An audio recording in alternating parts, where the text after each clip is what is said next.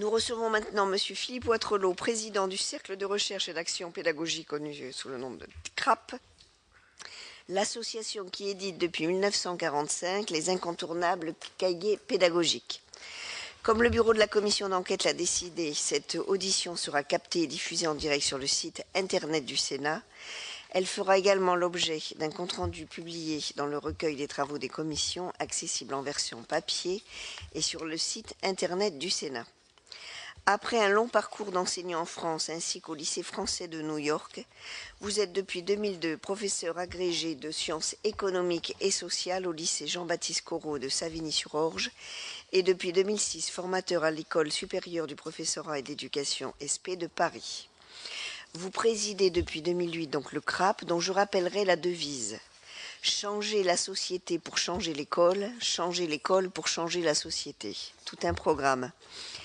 Le CRAP se définit lui-même comme un mouvement militant dont l'objectif est de contribuer à l'évolution de l'enseignement et de la formation pour une société démocratique. Vous êtes également membre du Conseil national de l'innovation et de réussite éducative depuis sa création en 2013. La Commission a souhaité vous entendre pour recueillir votre analyse des difficultés rencontrées par l'école dans la transmission des valeurs de la République. Vous pourrez sans doute éclairer nos travaux sur les solutions à mettre en œuvre pour permettre à l'école de mieux remplir sa mission d'éducation et d'intégration des jeunes qui sont les citoyens de demain, notamment en ce qui concerne la formation des enseignants. Avant de vous passer la parole, le formalisme des commissions d'enquête me conduit à vous demander de prêter serment. Je suis également tenu de vous indiquer que tout faux témoignage devant notre commission serait passible des peines prévues aux articles 434-13 et 434-15 du Code pénal. En conséquence, je vous invite à prêter serment de dire toute la vérité, rien que la vérité. Levez la main droite et dites « je le jure ». Je le jure. Je vous remercie. Selon l'usage habituel, je vous propose de nous faire part de vos observations durant une dizaine de minutes, après quoi notre rapporteur Jacques Grosperrin et les membres de la commission qui le souhaitent pourront vous poser leurs questions. Je vous passe la parole. Merci madame. Mesdames et messieurs les sénateurs, merci de votre invitation. Je voudrais juste préciser un tout petit point qui peut être anecdotique à la présentation qui a été faite de mon parcours. J'enseigne actuellement au lycée Jean-Baptiste Corot à Savigny-sur-Orge, qui est un très gros et très beau d'ailleurs lycée de la banlieue qui recrute sur 6 communes dont Grigny, bien connu, de l'actualité malheureusement, et j'enseigne dans le lycée où j'ai été élève et dans la ville où je suis né, donc j'ai pu, et où j'habite évidemment, donc j'ai pu voir évidemment l'évolution de cette banlieue.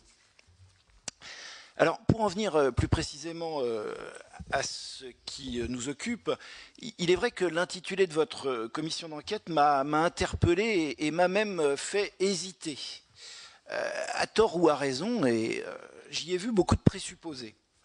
Alors, la discussion qui suivra permettra, je n'en doute pas, de lever cette impression initiale. Je suis en effet gêné par votre énoncé, mais on m'a appris au cours de mes études que l'on pouvait discuter les termes du sujet et même les reformuler. Alors c'est ce que je me propose de faire. Il me semble utile tout d'abord de discuter de la réalité ou de l'importance d'une éventuelle perte des repères républicains, tout comme il convient d'analyser évidemment la nature des difficultés rencontrées par les enseignants. Alors c'est parce que j'ai l'optimisme de l'action que je proposerai une expression peut-être plus optimiste de notre problématique.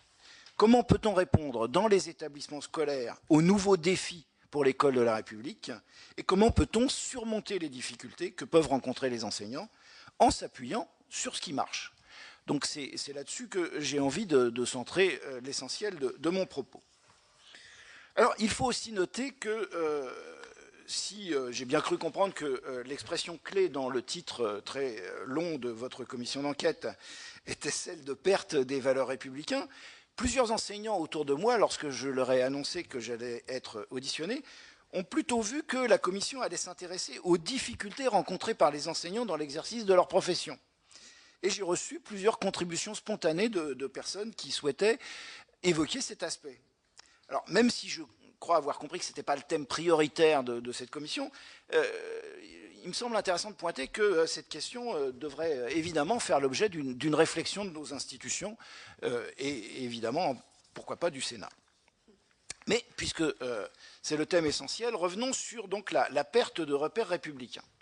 Alors, si par là on veut évoquer les incidents lors de la minute de silence et des commémorations et discussions dans la classe, je souhaiterais qu'on nuance et qu'on relativise leur importance. Il y a eu, comme disent les sociologues des médias, il y a eu un effet lampadaire sur les quelques incidents qui se sont produits et qui ont été amplifiés dans la presse. Dans l'établissement où j'enseigne, et qui est pourtant concerné à plus d'un titre, je rappelle que Amédi Koulibaly est originaire de Grigny, il n'y a eu quasiment aucun incident.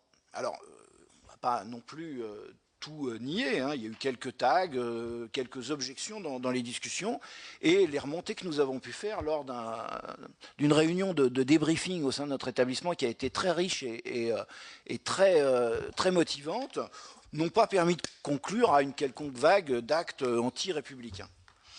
Alors, si par la perte de repères républicains, on veut faire porter le débat sur une supposée opposition entre républicains et pédagogues, on ne me trouvera pas sur ce terrain. Pour moi, ce débat est non seulement vain, mais dépassé.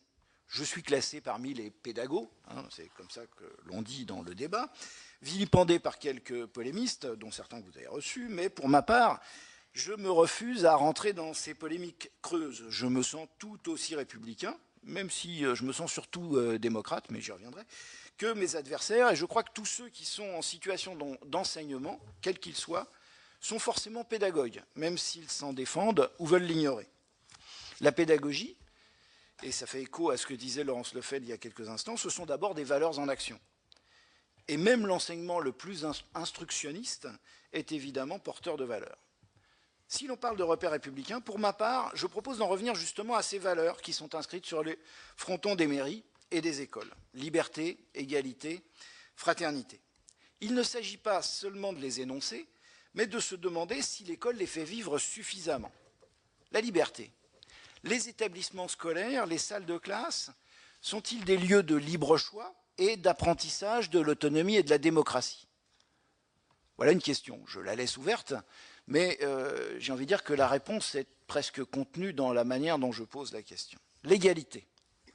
On sait que les enquêtes internationales, tout comme les études des sociologues, ne font que nous le confirmer depuis de nombreuses années. Notre système éducatif est profondément inégalitaire. Il détient le triste record du pays où le poids de l'origine sociale joue le plus dans la réussite scolaire.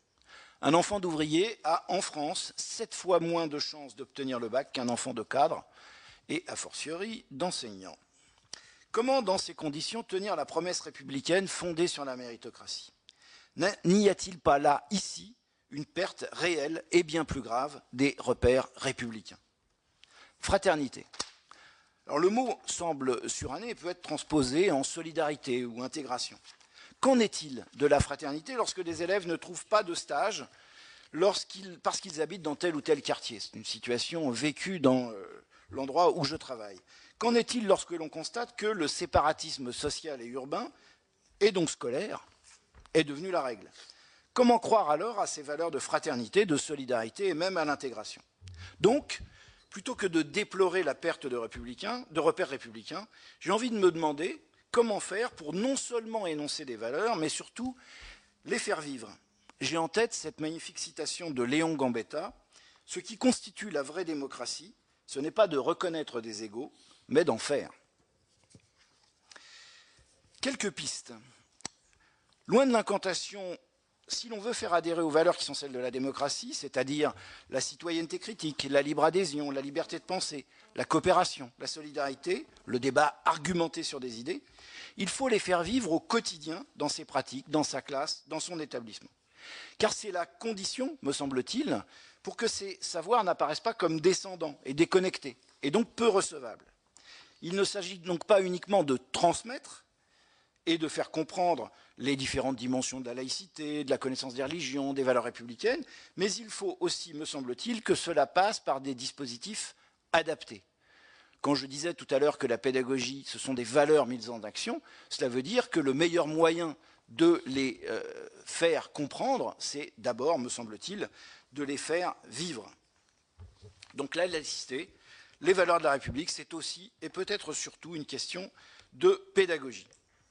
Et c'est aussi donc évidemment une question éducative qui concerne tous les enseignants, quels qu'ils soient, et évidemment aussi les autres adultes des établissements scolaires, et les autres partenaires, et en premier lieu évidemment les parents dans leur rôle d'éducateurs. Travailler sur l'altérité, la connaissance de l'autre, l'interculturel, la relation avec les parents, mais aussi les rituels, le sentiment d'appartenance à une collectivité que serait l'établissement scolaire, me semblent des directions dont doivent s'emparer tous les membres de la communauté éducative.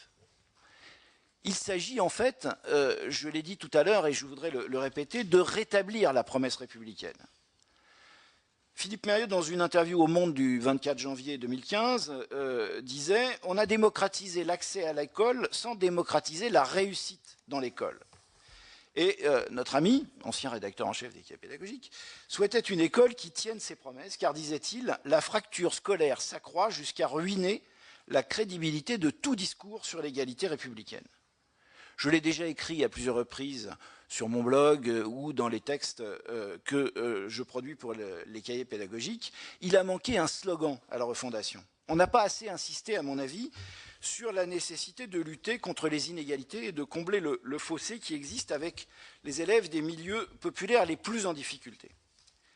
Les résultats de PISA, révélés à la fin de l'année 2013, n'ont pas créé le choc suffisant. Dans d'autres pays, il y a eu ce qu'on appelle un PISA-choc. J'ai l'impression qu'il n'y a pas eu en France de PISA-choc. Alors peut-être va-t-il y avoir pardonnez-moi l'expression, un Charlie-choc. Et si on prenait enfin conscience qu'à force de maintenir une école injuste et qui ne remplit plus sa promesse démocratique, on crée le risque potentiel de nouvelles crises, d'émeutes et même de radicalisation. Pour conclure, je dirais que la principale difficulté rencontrée dans l'exercice de ma profession, pour moi et bien d'autres enseignants, c'est de constater que, tout en faisant mon travail du mieux que je peux, j'ai souvent utilisé l'image, elle est souvent revenue dans la presse, des musiciens de l'orchestre du Titanic, qui jouent du mieux qu'ils peuvent, mais dans le même temps, le bateau coule. On peut faire son métier du mieux qu'on peut, mais dans un système éducatif dont on est un des rouages, qui contribue à créer de l'échec et qui ne parvient pas à réduire les inégalités, bien au contraire. Il faut donc agir sur tous les leviers pour créer une école plus juste et plus efficace. C'est le slogan que j'aurais envie, dont on s'empare pour justement cette refondation. Alors on a beaucoup évoqué l'esprit du 11 janvier. 2 mois après, 3 mois après, on en semble bien loin. Esprit, es-tu là? L'esprit semble évaporé. On a vu au cours de ces derniers mois une surestimation, comme je le disais au début, des quelques manifestations de refus des commémorations, qui a entraîné une double surenchère. Un effet pervers conduisant à, finalement, à travers cette mise en spectacle, cette mise en avant médiatique, qui a contribué finalement à encourager d'autres comportements du même ordre. Et par ailleurs, une réponse autoritaire fortement démesurée d'autre part. Un climat révélant un rapport à la jeunesse, et en particulier évidemment celle des banlieues, assez pervers finalement, fait de méfiance, d'intolérance et de refus de l'altérité. L'école d'après Charlie devrait être au contraire une école plus inclusive, qui lutte vraiment contre les inégalités et qui travaille à recréer du vivre ensemble, et j'ai envie de rajouter aussi du faire ensemble, et à faire partager donc les valeurs de la République. Je vous remercie.